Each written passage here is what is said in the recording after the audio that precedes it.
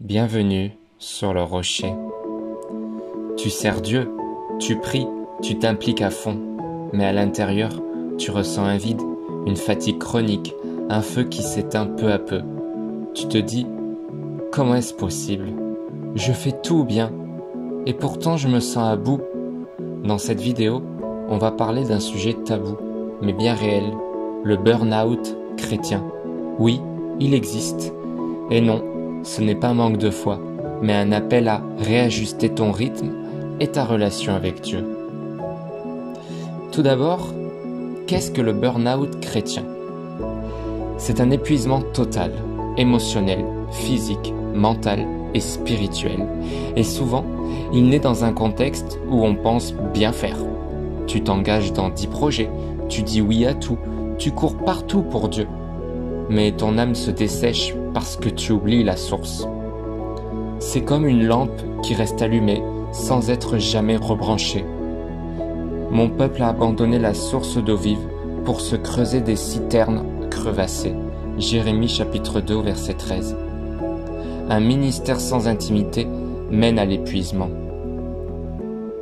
Moïse portait seul le fardeau du peuple jusqu'à l'intervention de Jéthro. Ce que tu fais n'est pas bon, tu vas t'épuiser. Exode chapitre 18 au verset 17 à 18. Élie, après un miracle incroyable, fuit dans le désert et dit « C'en est trop, Seigneur, reprends ma vie ». 1 Roi chapitre 19 au verset 4. Même Jésus, le Fils de Dieu, se retirait souvent pour se ressourcer. Il se retirait dans les lieux déserts et priait. Luc chapitre 5 au verset 16. Le burn-out ne fait pas de toi un mauvais chrétien. Il fait de toi un humain qui a besoin de revivre à l'essentiel.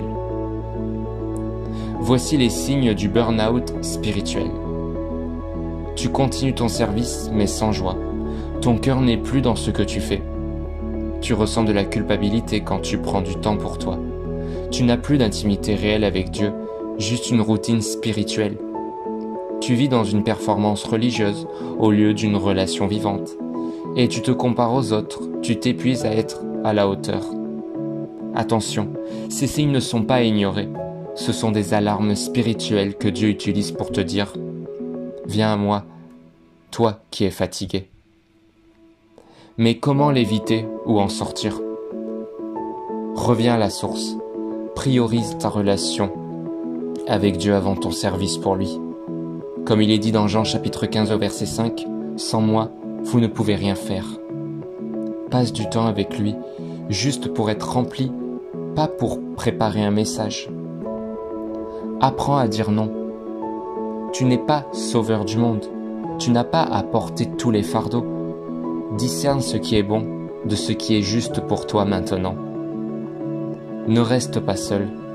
Entoure-toi de frères et sœurs qui peuvent t'écouter, prier avec toi et te soutenir.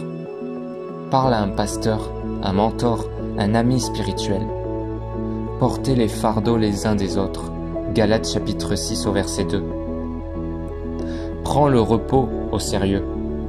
Le sabbat, c'est pas juste un concept de l'Ancien Testament. C'est un principe divin. Dieu s'est reposé. Pourquoi pas toi? Ton corps, ton esprit et ton âme ont besoin de pauses régulières. Et enfin, sois nourri pour toi-même. Lis la parole pour ton cœur, pas juste pour prêcher ou enseigner.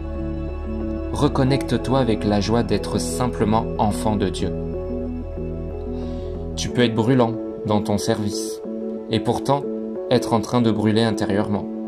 Mais Dieu ne veut pas que tu sois un feu de paille qui s'éteint vite. Il veut que tu sois une flamme constante, nourrie par sa présence.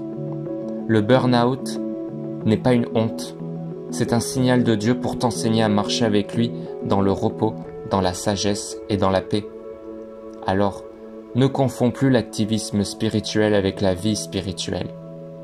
Dieu ne t'a pas sauvé pour que tu t'épuises, mais pour que tu vives, aimes et serves dans sa force.